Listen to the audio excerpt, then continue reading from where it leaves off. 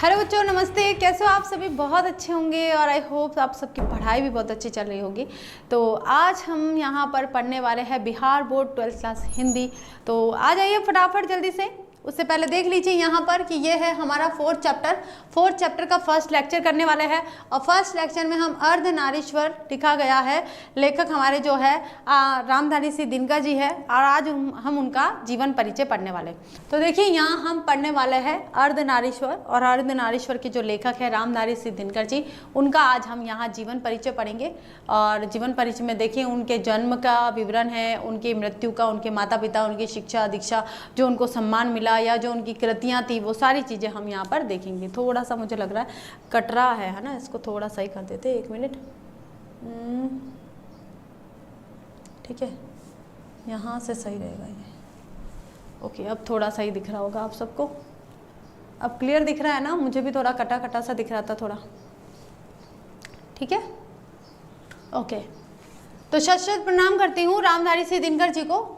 बहुत ही उत्कृष्ट श्रेणी के कहेंगे, सर्वश्रेष्ठ श्रेणियों में या उत्कृष्टता की श्रेणी में जहाँ आते हैं, वहाँ पर रामधारी सिंह दिनकर जी की जो रचनाएं हैं आप उनको पढ़ेंगे। उनमें आध्यात्म छिपा हुआ है, कहीं पर प्रेम छुपा हुआ है, कहीं पर क्या है। तो रामधारी सिंह दिनकर जी जन्म की बात करते हैं। 23 सितंबर 1908 ईस्वी में इनका जन्म हुआ था। कब हुआ था? 23 सितंबर 1908 ईस्वी में रामधारी सिंह दिनकर जी का जन्म हुआ था। और निधन हुआ था 24 अप्रैल 1974। इससे पहले हम शायद पढ़ चुके हैं, यूपी बोर्ड में शायद पढ़ चुके हैं रामधारी सिंह दिनकर जी को। तो इतना मुझे लग रहा है थोड़ा बहुत तो आपको याद होगा, क्योंकि क्लास हमारी किस में हुई थी? यूट्यूब पर हुई थी। तो बच्चे काफ़ी इधर उधर होते रहते हैं, मुझे मालूम है। चैट बॉक्स में मैं देखती हूँ कि एक नाम का बच्चा यूपी में भी आ रहा है, एनसीईआरटी में भी आ रहा है, प्लस बिहार में भी आ रहा है, 10th में भी आ रहा है, वो 12th में भी आ रहा है। तो कई बार मैं नोटिस करती हूँ तो कुछ बच्चे हैं जो 10th की क्लास भी लेते हैं। तो आप में से जो जिनने भी क्लास लिए उनको पता होगा कि हमने शायद यूपी बोर्ड में ये चैप्टर पढ़ा है। जीवन परिचय पढ़ा है। ठीक है ना। जन्म स्थान की बात करते सिमरिया बेगूसराय बिहार में। और माता पिता थे इनके मनरूप देवी इनकी माता का नाम, और रवि सिंह इनके पिता का नाम। पत्नी थी इनकी श्यामवती देवी इनकी पत्नी का नाम है। शिक्षा, प्रारंभिक शिक्षा गांव और उसके आसपास 1928 में मोकामा घाट रेलवे स्टेशन हाई स्कूल से मैट्रिक करी है। और 1932 में पटना कॉलेज से बीए ऑनर्स किया है, हिस्ट्री में ऑनर्स। ठीक है, तो ये पेज मुझे लगता है याद हो जाएगा। अभी फटाफट हाथों हाथ याद करना है बच्चों, बिना समय गंवाए। तो जब 23 सितंबर 1908 में इनका जन्म हुआ था, 24 अप्रैल 1974 में इनकी मृत्यु हुई थी। जन्म स्थान की बात करते हैं सिमरिया बेगूसराय बिहार में। मनरूप देवी इनकी माता का नाम, रवि सिंह इनके पिता का नाम, और श्यामवती उनकी पत्नी का नाम। प्रारंभिक शिक्षा गांव में होती है और उसके आसपास 1928 में मोकामा में उन्होंने हाई स्कूल पास करी थी। और 1932 में उन्होंने पटना कॉलेज से बीए ऑनर्स हिस्ट्री में किया था। किन्होंने? रामधारी सिंह दिनकर जी ने। आगे चलते हैं। अब वृत्ति क्या है उनकी, देखिए कि प्रधानाध्यापक HE स्कूल बरबीघा, सब रजिस्ट्रार, सब डायरेक्टर, जनसंपर्क विभाग एवं बिहार विश्वविद्यालय में हिंदी के प्रोफेसर भी रहे। तो देखिए ये प्रधानाध्यापक भी रहे HE स्कूल में, और बरबीघा जो जहाँ पर है, और सब रजिस्ट्रार भी रहे हैं, ये सब डायरेक्टर भी रहे हैं जनसंपर्क विभाग एवं बिहार विश्वविद्यालय में। ठीक है, प्रिंसिपल यानी कि प्रिंसिपल कहाँ रहे हैं? ये HE स्कूल बरबीघा में। और सब रजिस्ट्रार और सब डायरेक्टर ये कहाँ रहे थे? जनसंपर्क विभाग एवं बिहार विश्वविद्यालय में। हिंदी और बिहार विभाग, जनसंपर्क विभाग में ये सब डायरेक्टर और सब रजिस्ट्रार रहते हैं। और बिहार विश्वविद्यालय में हिंदी के प्रोफेसर थे। इसका मतलब यहाँ पर हम थोड़े से टेबल बनाकर देखते हैं तो जो प्रधानाध्यापक है वो कहाँ रहे थे? HE school Barbigha. ठीक है, दूसरा आ जाता है यहाँ पर सब रजिस्ट्रार,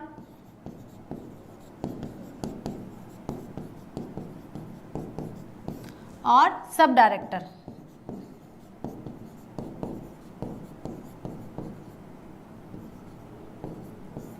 ये रहे थे जनसंपर्क विभाग में।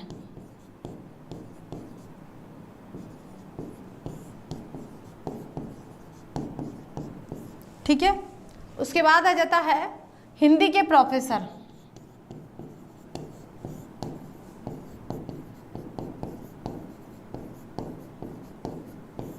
ये रहे थे बिहार विश्वविद्यालय में, ठीक है।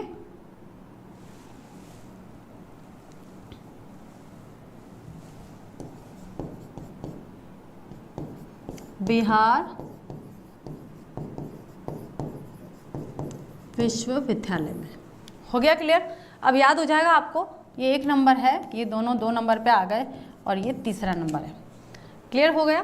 भागलपुर विश्वविद्यालय में उप कुलपति हिंदी सलाहकार के रूप में भी कार्य किया है उन्होंने। भागलपुर विश्वविद्यालय में उप कुलपति बने थे, यानी कि वाइस चांसलर बने थे, और वहीं पर उनको हिंदी सलाहकार के रूप में भी कार्य करते हुए वहाँ समय बिताया था उन्होंने। आगे चलिए, साहित्यिक अभिरुचि क्या है? 1925 में छात्र महोदय में पहली कविता प्रकाशित हुई। पहली कविता 1925 में। छात्र महोदय क्या है? एक पत्रिका है, उस पत्रिका में पहली कविता प्रकाशित हुई थी। उसके बाद देश, पटना, प्रकाश, बेगूसराय, प्रतिमा, कन्नौज में छात्र जीवन में अनेक रचनाएं प्रकाशित हुई। जो देश नामक कविता थी वो पटना से, और प्रकाश थी जो बेगूसराय से, और प्रतिमा थी जो कन्नौज में प्रकाशित हुई थी। किनकी? रामधारी सिंह दिनकर जी की कविता। ठीक है, आगे देखिए, छात्र जीवन में अनेक रचनाएं प्रकाशित हुई थी। 21 वर्ष की अवस्था में पहली कविता पुस्तक प्रणभंग प्रकाशित हुआ था। पहला काव्य संग्रह बोल सकते हैं आप इनको प्रणभंग का बोल सकते हो। पहला काव्य संग्रह, ठीक है, कविता पुस्तक जिसे क्या बोलते हैं? काव्य संग्रह। तो पहली काव्य संग्रह 21 वर्ष की आयु में प्रकाशित हो गई थी। किनकी? रामधारी सिंह दिनकर जी की, जिसका नाम क्या है? प्रणभंग। याद रखिएगा, एमसीक्यूज में आते हैं कि भाई रामधारी सिंह दिनकर जी का पहला कविता संग्रह कौन सा था? प्रणभंग। या फिर 21 साल की उम्र में, 21 वर्ष की आयु में, छोटी सी आयु में कौन सा काव्य संग्रह प्रकाशित हुआ था? तो कौन सा काव्य संग्रह था? प्रणभंग। कृतियां, आगे की कृतियां देखिए। प्रमुख काव्य कृतियों में प्रणभंग 1929 कहा गया है। 1929 में वे 21 वर्ष के थे। रेणुका 1935 में, हुकार 1938 में, रसवंती 1940 में, कुरुक्षेत्र 1946 में, रश्मि रथी 1952 में, नील कुसुम 1954 में, उर्वशी 1961 में। उर्वशी में उनको ज्ञानपीठ पुरस्कार प्राप्त हुआ था। परशुराम की प्रतीक्षा 1963 में, कोमलता और कवित्व 1964 में, हारे को हरिनाम 1970 में। ये इनकी रचनाएं हैं। तो इनमें से काफ़ी रचनाएं पूछी जाती है कि भाई पूछ लिया है कि नील कुसुम किसकी रचना है? रामधारी सिंह दिनकर जी की है। उर्वशी वगैरह तो सबको पता है, कुरुक्षेत्र सबको पता है, महाकाव्य के अंदर आता है, रश्मि रवती पता है, परशुराम की प्रतीक्षा पता है। अब देखिए क्या हुआ था कि अंग्रेजी शासनकाल में रामधारी सिंह दिनकर जी को हिंदी विभाग का अध्यक्ष बना लिया था। जैसे हिंदी विभाग के अध्यक्ष थे, बिहार के उप कुलपति भी रहे थे और हिंदी विभाग के जब अध्यक्ष रहे थे, तो अंग्रेजों को क्योंकि रामधारी सिंह दिनकर जी क्या कहते थे, हिंदी विभाग के अध्यक्ष रहते हुए अपनी कविताओं में आक्रोश पैदा करने के लिए, जन सामान्य के अंदर असंतोष की भावना जागृत करने के लिए ऐसी कविताओं और ऐसे शब्दों का प्रयोग करते थे कि जिससे जन समूह उमड़ आता था। तो अंग्रेज लोग सोचते थे कि भाई हमने कहाँ इस इंसान को हिंदी सलाहकार नियुक्त कर दिया, हम कुछ कर ही नहीं पाते हैं। यहाँ से जो भी चीज़ें प्रकाशित होती है जन सामान्य के लिए, वो हमारे विरोध में होती है। तो अंग्रेज लोग भी एक तरह से दांतों तले उंगली चबाने पे मजबूर हो गए थे उनकी कविताओं का लोहा लेने के लिए। यानी कि उनकी कविताओं का असर जन सामान्य पर इतना पड़ता था कि जन आक्रोशित हो जाते थे, प्रगतिवादी कविता लिखते थे, प्रगतिशील की कविता लिखते थे, देश की आज़ादी के लिए, देश के साथ जो अत्याचार हो रहे थे उस अत्याचार को बताकर और फिर वे कविता लिखते थे। उस माध्यम से जनता उनसे जागृत हो रही थी। प्रमुख गद्य कृतियां वो तो थी सारी की सारी, कौन सी थी भाई? पद्य। ये सारा क्या था? उनका पद्य भाग है, पद्य या फिर काव्य भाग, काव्य भाग कहेंगे। ठीक है, अब आती है यहाँ उनकी गद्य कृतियां यानी कि गद्य भाग। तो देखिए कितना लिखा है, कितना विशाल साहित्य है उनका। मिट्टी की ओर 1946, अर्धनारीश्वर 1952, जिसको हम पढ़ने वाले हैं। अर्धनारीश्वर कब प्रकाशित हुआ था? 1952 में। तो इसको तो आप याद ही कर लीजिएगा। संस्कृति के 4 अध्याय 1956, और इस पर उनको शायद साहित्य अकादमी पुरस्कार प्राप्त हुआ है शायद, जहाँ तक मुझे लग रहा है। काव्य की भूमिका 1958, वट पीपल 1961, शुद्ध कविता की खोज 1966 और दिनकर की डायरी 1973। ठीक है, तो आपको अर्धनारीश्वर याद करना अच्छे से। कब प्रकाशित हुआ था? 1952 में ये प्रकाशित हुआ था। तो ये है गद्य भाग, हम भी गद्य भाग ही पढ़ रहे हैं। पुरस्कार और सम्मान देख लीजिए। संस्कृति के 4 अध्याय पर साहित्य अकादमी एवं उर्वशी पर भारतीय ज्ञानपीठ पुरस्कार मिला था। किसको, किनको मिला था? रामधारी सिंह दिनकर जी को। संस्कृति के 4 अध्याय पर साहित्य अकादमी पुरस्कार और उर्वशी जो उनका काव्य संग्रह था उस पर इनको भारतीय ज्ञानपीठ पुरस्कार मिला था। तो ये तो है उनका पद्य और ये है उनका गद्य। तो गद्य और पद्य दोनों में ही उनको सर्वोच्च सम्मान मिल रखा है। राज्यसभा के सांसद, पद्म भूषण एवं कई अलंकरणों से सम्मानित राष्ट्रकवि के रूप में समादूत। राष्ट्रकवि रामधारी सिंह दिनकर जितने बड़े कवि थे उतने ही समर्थ गद्यकार भी थे। गद्य लिखने में भी उन्होंने कोई कमी नहीं छोड़ी बच्चों। ऐसा नहीं है कि कवि कवि कवि थे या कविताएं लिखते थे। आप संस्कृति के 4 अध्याय देख लीजिए, अभी हम अर्धनारीश्वर पढ़ेंगे, उसमें कहाँ आपको लगेगा कि ये कवि थे और गलती से इन्होंने मतलब काव्य लेखक थे और गलती से इन्होंने गद्य लिख दिया। ऐसा आपको कहीं पर जान भी नहीं पड़ेगा। आपको और भी लगेगा कि अरे इतने उत्कृष्ट श्रेणी का निबंध लिख रहे हैं। अर्धनारीश्वर है, उनके विचार है, विचार प्रधान निबंध लिखा गया है। उनके गद्य में भी उनकी कविता के गुण ओज, पौरुष, प्रभावपूर्ण वाग्मिता और रूप धर्मिता आदि उसी सहजता और प्रवाह के साथ मुखरित होता है, यानी कि दिखाई देता है। उनको कविता और गद्य दोनों में उनके व्यक्तित्व की एक जैसी गहरी छाप है। चाहे आप कविता लिखने के लिए बोलो या गद्य लिखने के लिए बोलो, यानी कि आप एक पद्य लिखने के लिए बोलो या गद्य लिखने के लिए बोलो, उनका एक ही समान विचार होता है, एक ही तरह की वृत्ति होती है, एक ही तरह का व्यक्तित्व होता है। उस व्यक्तित्व को वो यहाँ पर उकेर देते हैं। उनकी भाषा कुछ भी छिपाती नहीं है, सब कुछ उजागर कर देती है। उजागर का मतलब होता है बता देती है। उनकी भाषा सब कुछ बता देती है।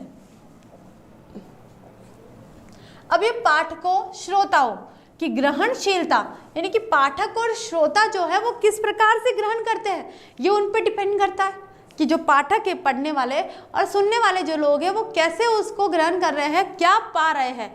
ग्रहणशीलता पर निर्भर है कि वह कितनी जागरूक और चौकन्ना है। उनकी पराक्रमी वाणी में सन्नाटे और मौन के सक्रिय निषेध का भी बल है। मौन के सक्रिय निषेध का मतलब क्या होता है? वर्जित, कि मौन नहीं रहना है, आपको हमेशा कुछ ना कुछ करते रहना है। गोया व उठ खड़ी हुई वाणी हो। दिनकर छायावादोत्तर युग के प्रमुख कवि है। छायावादोत्तर काल कौन सा कहा जाता है बच्चों? प्रगतिवादी काल कहा जाता है। कौन सा काल कहा जाता है? प्रगतिवादी।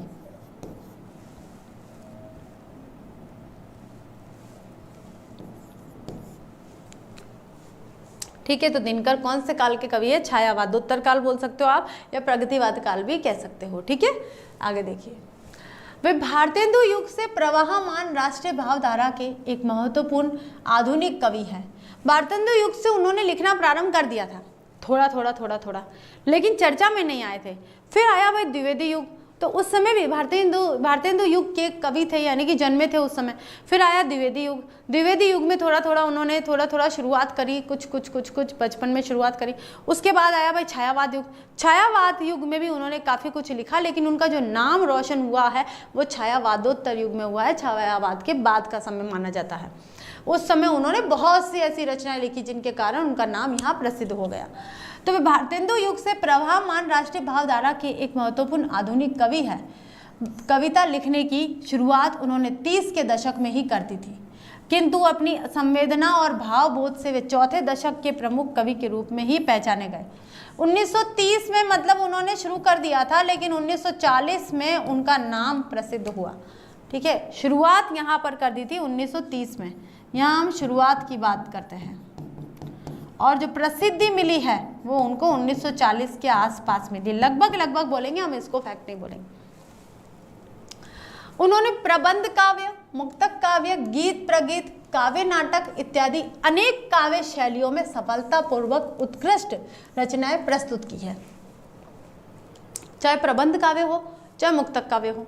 अब प्रबंध काव्य क्या है, मुक्तक काव्य क्या है, एक जगह मैं बता देती हूँ यहाँ पर आपको। जैसे काव्य 2 प्रकार का होता है। कितने प्रकार का होता है? 2 प्रकार का होता है। पहला होता है यहाँ पर प्रबंध काव्य और यहाँ होता है मुक्तक काव्य। अब प्रबंध काव्य भी 2 प्रकार का होता है, एक तो होता है महाकाव्य और दूसरा होता है खंड काव्य। और मुक्तक होता है, मुक्तक शैली में होता है, मतलब स्वतंत्र शैली में होता है। मुक्तक काव्य का मतलब होता है आपने किसी व्याकरणिक अंगों को लेकर या काव्य सौंदर्य के अंगों को लेकर या काव्य के तत्वों को लेकर आपने रचना नहीं रची है, स्वच्छंद रूप से आपने कविता लिखी है, जहाँ पर किसी भी लय, गति, समय, नियम का ध्यान नहीं रखा गया, लेकिन वो काव्य के रूप में प्रतिष्ठित है, वो मुक्तक काव्य कहलाता है। आता है यहाँ प्रबंध काव्य का मतलब होता है प्रबंध। प्रबंध का मतलब होता है नियमों में बंद कर, तो नियमों में बंद कर और जो रचना लिखी जाती है वो प्रबंध काव्य कहा जाता है। और प्रबंध काव्य 2 प्रकार का होता है, एक होता है महाकाव्य, दूसरा होता है खंड काव्य। महाकाव्य के अंदर क्या होता है, 7 से अधिक सर्ग होते हैं, अंक होते हैं, और खंड काव्य में 7 से कम होते हैं। 7 से कम अगर सर्ग है तो वो खंड काव्य कहा जाएगा, और 7 से अधिक कोई सर्ग है तो वो महाकाव्य। खंड काव्य में जीवन के एक पक्ष का अध्ययन किया जाता है और महाकाव्य में संपूर्ण जीवन का अध्ययन किया जाता है। ठीक है, क्लियर हो गया। प्रबंध काव्य के क्षेत्र में छायावाद के बाद के कवियों में उनकी उपलब्धियां सबसे अधिक और उत्कृष्ट है। प्रबंध काव्य के क्षेत्र में छायावाद के बाद के कवियों में, छायावाद के समय में इतना प्रबंध काव्य नहीं लिखा गया था, उसमें छायावाद के बाद के कवियों में उनकी उपलब्धियां सबसे अधिक और उत्कृष्ट है। रामधारी सिंह दिनकर जी की जो रचनाएं हैं, छायावाद के बाद की समय की जो रचनाएं थी वो ज़्यादा उत्कृष्ट थी, ज़्यादा श्रेष्ठ थी, और उन्हीं रचनाओं के आधार पर वे इतने प्रसिद्ध हुए थे। भारतीय और पाश्चात्य साहित्य का उनका अध्ययन, अनुशीलन विस्तृत एवं गंभीर है। इसकी छाप उनके काव्य और गद्य दोनों पर ही पड़ती है। स्वभावतः गद्य पर अधिक स्पष्ट और मुखर है। स्वभावतः गद्य उन्होंने ज़्यादा श्रेष्ठ लिखा है, कहने का तात्पर्य क्या है, ज़्यादा श्रेष्ठ लिखा है। वैसे पदकार भी बहुत उत्कृष्ट श्रेणी के हैं। उर्वशी नामक जो कविता है, कभी आप यूपी बोर्ड की क्लास होगी तब आप पढ़िएगा, यूट्यूब पर ही होगी, उसमें उर्वशी पुरूरवा संवाद है, उसमें आप देखेंगे कि उर्वशी का किस तरह से उन्होंने वर्णन किया है। रामधारी सिंह दिनकर जी की कविता है वो, तो उसमें आप जब देखोगे तब आपको लगेगा कि यहाँ काव्य में भी कोई कमी नहीं छोड़ी है, लेकिन साहित्यकारों को लगता है कि उन अदर साहित्यकारों से कंपेयर करते हैं तो उनका काव्य बहुत बढ़िया है, बहुत उत्कृष्ट है, बहुत अच्छा है, बहुत ऊंचा है, लेकिन उनके खुद के ही गद्य से कंपेयर कर लेते हैं ना, तो गद्य ज़्यादा समर्थ है, काव्य से गद्य ज़्यादा समर्थ हुआ है। इसलिए कहा गया है कि गद्य और पद्य दोनों ही पर ही उनकी छाप थी, लेकिन स्वभावतः गद्य पर अधिक स्पष्ट मुखर हुई है, यानी कि उनका जो स्वभाव है या उनकी जो वृत्ति थी वो गद्य की तरफ ज़्यादा झुकी हुई थी। जातीय महाकाव्य महाभारत और व्यास की कवित्व प्रतिभा का दिनकर पर वैभववर्धक प्रभाव है। दिनकर में इतिहास और सांस्कृतिक परंपरा की गहरी चेतना है। समाज और राजनीति दर्शन का वैश्विक परिप्रेक्ष्य बोध है जो उनके साहित्य में अनेक स्तरों पर व्यक्त होता है। अब यहाँ दिनकर जी के जो विचार है जीवन के बारे में, वो क्या कहना चाह रहे हैं, वो ये कहना चाह रहे हैं कि दिनकर में इतिहास और सांस्कृतिक परंपरा की गहरी चेतना है। चेतना का मतलब क्या होता है, जागरूकता है। चेतन का मतलब क्या होता है, जागरूक, तो यहाँ हो जाएगा जागरूकता।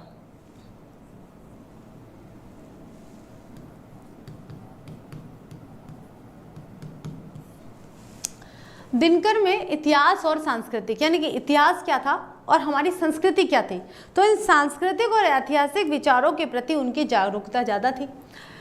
और समाज, राजनीति को दर्शन का वैश्विक परिप्रेक्ष्य बोध था।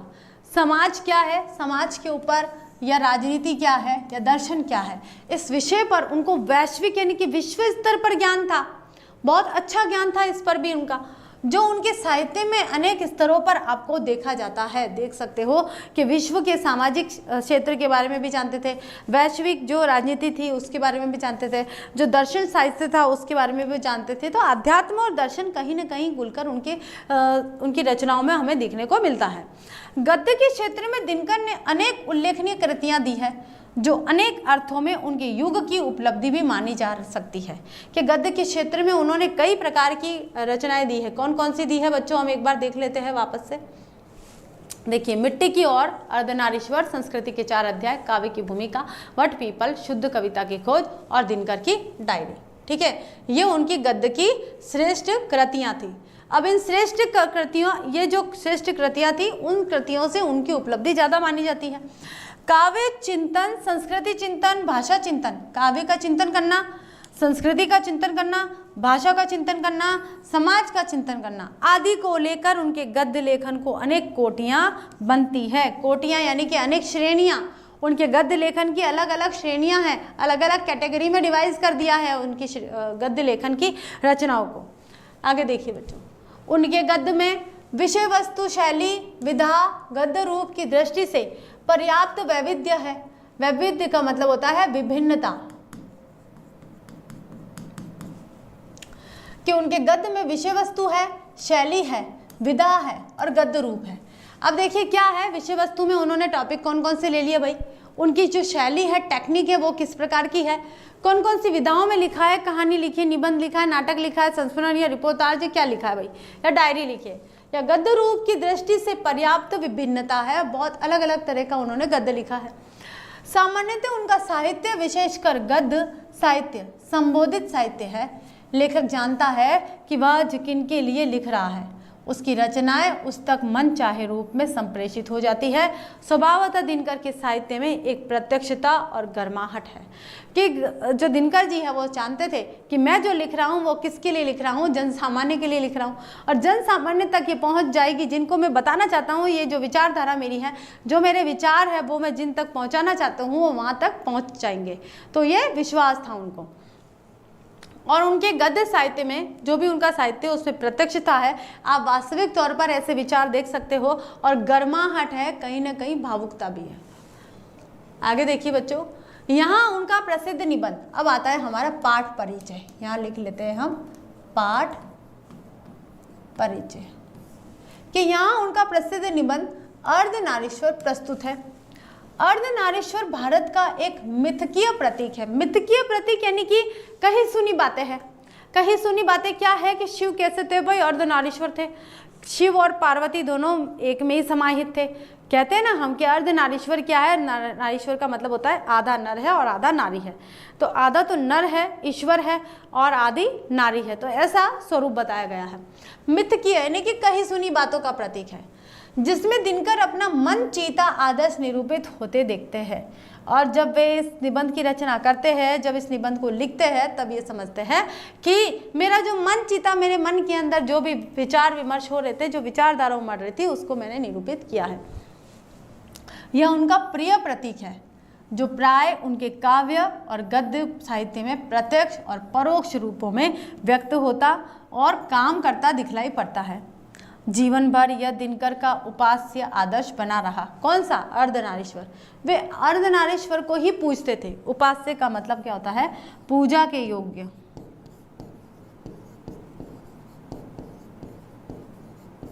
ठीक है, ये उपास्य बना ही रहा हमेशा। प्रत्यक्ष और अप्रत्यक्ष रूप से वे समझते थे कि अर्धनारीश्वर हमारे अंदर भी समाहित होता है।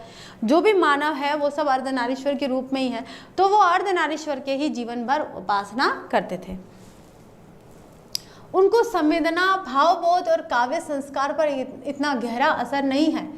इस प्रतीक के सांस्कृतिक अभिप्राय क्या है? क्या यह आज के सामान्य मनुष्य और सभ्यता के लिए भी कोई अर्थ और संदेश रखता है? दिनकर इस परिप्रेक्ष्य में, परिप्रेक्ष्य का मतलब होता है इस विषय में, इस निबंध में विचार करते हैं। दिनकर के जन्म शताब्दी वर्ष में इस प्रिय प्रतीक पर उनके द्वारा फुर्सत से सोचते हुए लिखे गए इस निबंध द्वारा हम लेखक के मौलिक अखंड स्वरूप की एक झलक पा सकते हैं, जो प्राय ओट और धुंधलके में रहता आया है। अब दिनकर का जन्म कब हुआ था आपको पता है? उससे 100 शताब्दी वर्ष, 100 साल और देख लीजिए। 1908 में हुआ था, तो 2008 देख लीजिए, तो 2008 में शताब्दी वर्ष मनाया गया था। जिसे हम आधुनिकता कहते हैं, वह एक प्रक्रिया का नाम है। यह प्रक्रिया अंधविश्वास से बाहर निकलने की प्रक्रिया है। यह प्रक्रिया नैतिकता में उदारता बरतने की प्रक्रिया है। यह प्रक्रिया बुद्धिवादी बनने की प्रक्रिया है, और यह प्रक्रिया धर्म के सही रूप पर पहुंचने की प्रक्रिया है। आधुनिक वह है जो मनुष्य की ऊंचाई उसकी जाति या गोत्र से नहीं, बल्कि उसके कर्म से नापता है। आधुनिक वह है जो मनुष्य मनुष्य को समान समझता है। समझ में आया ये आपको? इसमें जो विचारधारा है लेखक पाठ परिचय है, पाठ परिचय के माध्यम से यहाँ क्या कहा जा रहा है कि जिसे हम आधुनिक सा समझते हैं, हम कहते हैं कि हम आधुनिक है, हम मॉडर्न जमाने के। तो मॉडर्न जमाने के होने से क्या मतलब ऐसा है कि आप अपना जीवन जीने का तरीका मॉडर्न कर लो? क्या हम हमारे विचारों को परिवर्तनशील नहीं कर सकते? हम विचारों को परिवर्तित करते तभी हम आधुनिक कहे जाएंगे। यह प्रक्रिया अंधविश्वास से बाहर निकालती है। जितनी भी अंधविश्वास है, आपको पता है कि हम प्राचीन संस्कृति की तरफ, संस्कृति हमारी अलग कहती है, संस्कृति नहीं कहती है कि अंधविश्वास करिए, लेकिन कभी कभी क्या होता है कि संस्कृति के नाम पर ढकोसले हुआ करते हैं, झाड़ फूंक, ताना बाना, जो भी आप देखते हो वो सारी चीज़ें। तो हम इन अंधविश्वास से दूर हटके और विश्वास की तरफ चले, आधुनिकता की तरफ चले, तो आधुनिकता हमें अंधविश्वास से अलग करने की प्रक्रिया है। यह प्रक्रिया बुद्धिवादी बनने की प्रक्रिया है कि आप बुद्धिमान हो, आप पुरातन काल की रीति रिवाजों से नहीं चल रहे हो, आप कैसे हो? बुद्धिमान हो। साथ में यह प्रक्रिया धर्म के सही रूप तक पहुंचने की, धर्म क्या है वास्तविक तौर पर? धर्म क्या है? छापा तिलक लगाना धर्म है, माला भजना धर्म है, राम राम राम राम मन में करना धर्म है, या उस राम के प्रति हमारी सच्ची संवेदना व्यक्त होनी चाहिए, वह धर्म है? क्या धर्म है? तो धर्म के बारे में वास्तविकता बताने वाला बुद्धिजीवियों, बुद्धिवादी बनने के लिए या अंधविश्वास को दूर करने के लिए ये जो अर्धनारीश्वर का स्वरूप है, आधुनिकता का प्रतीक है, ये एक सटीक साबित हुआ है। आधुनिक वह है जो मनुष्य की ऊंचाई उसकी जाति या गोत्र से नहीं नापता है। कि आधुनिक मनुष्य कौन होगा जो कहेगा कि भाई बड़ा व्यक्ति कौन है? बड़ा व्यक्ति यानी कि जो ब्राह्मण है, यानी कि ऊंचे कुल का व्यक्ति है, वह आधुनिक है, या वही बड़ा व्यक्ति है? आधुनिक व्यक्ति, बड़ा व्यक्ति किसे मानेगा? जो कर्म के आधार पर, अपना अच्छे व्यवहार के आधार पर इस समाज में अपना नाम बनाए हुए है, वही तो बड़ा है। या सिर्फ और सिर्फ पैसे से, या जो अमीर है, या फिर ऊंचे घराने का है, या फिर ऊंची जाति का व्यक्ति है, वह बड़ा है। तो आधुनिकता बड़े छोटे में वास्तविक फर्क को बताती है। आधुनिक वह है जो मनुष्य मनुष्य को समान समझता है। आधुनिक वह है कि हर इस संसार में रहने वाला हर मनुष्य के समान है, उसको समान अधिकार प्राप्त होने चाहिए, समान व्यवहार उसके साथ करना चाहिए, ना कि हम जाति पाति के बंधन के अंदर बंध कर या फिर हम लिंग भेद के आधार पर जो भेदभाव कर रहे हैं वो गलत कर रहे हैं। तो यही बात यहाँ पर रामधारी सिंह दिनकर जी बताना चाहते हैं। तो ये था बच्चों हमारा यहाँ रामधारी सिंह दिनकर जी का छोटा सा जीवन परिचय, उसके साथ में छोटा सा पाठ परिचय। तो आपने जाना रामधारी सिंह दिनकर जी कौन थे, उनकी कृतियाँ विशेष तौर पर जो आपको जीवन परिचय में लिखनी है, उनके जन्म और मृत्यु और शिक्षा, माता पिता के विवरण के बारे में लिखनी है। फिर उनकी कृतियों को 2 भागों में बांटना है। पहला भाग है हमारा गद्य भाग और दूसरा भाग है हमारा पद्य भाग। आप चाहो तो पहले भाग को पद्य भाग भी लिख सकते हो और दूसरे भाग को गद्य भाग भी लिख सकते हो। गद्य भाग में गद्य की कृतियों का नाम लिखना है, जैसे कुछ मुझे भी सारी याद नहीं हुई है क्योंकि रिवीजन करेंगे तब हमको सारी याद होती है। जैसे संस्कृति के 4 अध्याय है या और भी बहुत सारी जितनी भी अर्धनारीश्वर है, जो निबंध है छोटे छोटे, वो आपको लिखना है। और पद्य भाग की बात करते हैं तो कुरुक्षेत्र है या उर्वशी है या और भी बहुत सारी रचनाएं हैं, वो आप उसके अंदर लिख सकते हो। तो ऐसे गद्य और पद्य की 4-4, 5-5 रचनाएं भी अगर आप लिख लेते हो जीवन परिचय में तो भी आपका जीवन परिचय सही हो जाएगा। और फिर हमको लिखना है इनके साहित्यिक सम्मान की तरफ के साहित्य में उनको कब स्थान कैसे मिला, उन्होंने क्या क्या कार्य किए हैं, उन्होंने वाइस चांसलर कब बने थे या हिंदी विभाग के सलाहकार कब बने थे, फिर उसके बाद में उनको हिंदी विभाग का, देश का हिंदी विभाग का सलाहकार कब बनाया गया था, अंत में वापस बनाया था, अंग्रेजों के काल में तो बनाया था, देश आज़ाद होने के बाद भी उनको बनाया गया था। तो ऐसे उनको फिर उसके बाद में उनको ज्ञानपीठ पुरस्कार कब मिला था और साहित्य अकादमी पुरस्कार जो था वो कब मिला था। तो थोड़ा थोड़ा आपको ऐसे साहित्य में स्थान भी ये लिखना होगा। तो अब आप अगर अब क्या करेंगे, 1-2 बार ट्राई करेंगे, सेल्फ टेस्ट देंगे तो ये आपको क्लियर हो जाएगा। ये बहुत ही इंपॉर्टेंट जीवन परिचय है, आपको याद करिएगा बच्चों, क्योंकि एग्ज़ाम में आ सकता है। अभी आपके हाफ ईयरली भी नहीं हुए तो हाफ ईयरली में भी आ सकता है और फाइनल के लिए भी मैं आपको इसमें मोस्ट इंपॉर्टेंट जीवन परिचय ही बोलूँगी। अगर हाफ ईयरली में आ जाता है तो फिर फाइनल में नहीं आएगा, तो आपको तैयार करना है इसको, ठीक है। तो आज की क्लास बच्चों हमारी यहीं तक ही है। अगली क्लास में हम इस चैप्टर को लेकर फिर मिलते हैं, तब तक के लिए थैंक यू।